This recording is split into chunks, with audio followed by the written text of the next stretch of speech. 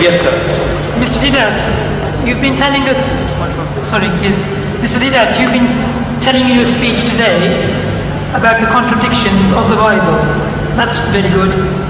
Secondly, you were saying about the fact that the Bible hasn't lived up to its contents. That's fine as well. That's one side of the story, but can you scientifically show some facts from the Quran to show that the Quran is a revelation from God, revelation from God, please? That would be ideal for the Muslims and the non-Muslim brothers. Yes. You see, there are so many things in the Quran which lends itself to scientific discoveries and proving of creation. For example,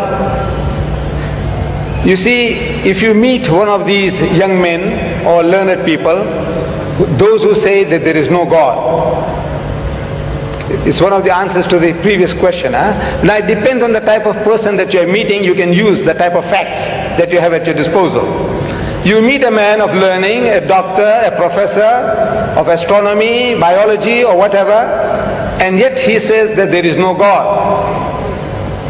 And when you ask him, according to his learning, the origin of this universe, how did this universe come into being?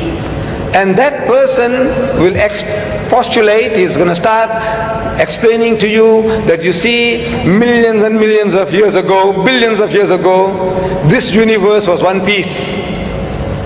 And there was a Big Bang.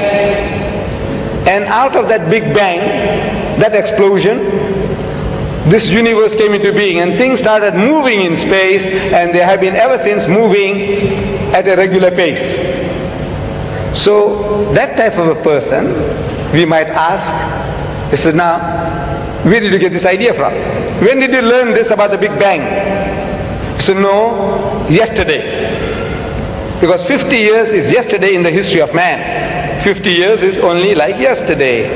So he discovered that there was a Big Bang according to our astronomers, according to our physicists, and out of that this universe came into being. So he said, you see, an illiterate man in the desert 1,400 years ago, he couldn't have known that, could he? So he says, no, never. So he says, well, listen, now we quote the Quran. Allah says in the Quran, أَوَلَمْ يَرَ الَّذِينَ كَفَرُوا. Do not the unbelievers see? These atheists, these agnostics, those who say that there is no God, can't they see? أَوَلَمْ يَرَ الَّذِينَ كَفَرُوا أَنَّ السَّمَاوَاتِ وَالْأَرْضَ كَانَتَ رَتْقًا. That the heavens and the earth were joined together as one unit of creation. فَتَقْنَاهُمَا. And he split them asunder. And the biologist, you ask him, where does life originate? He says, in the sea, in the water, in the mire. Where did you get that from? He said, no, it's our discovery. When did you make the discovery? He said, yesterday. Because 50 years is yesterday in the history of man. So an illiterate man in the desert, he couldn't have known this. He said, never. Well, listen.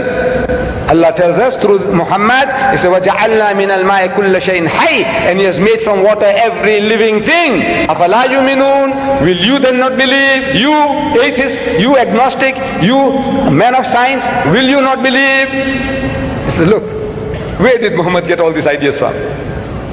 Plant life, animal life, vegetable life, every life, he says, has got pairs. 1400 years ago in the desert, this man is talking. Where did he get the idea from?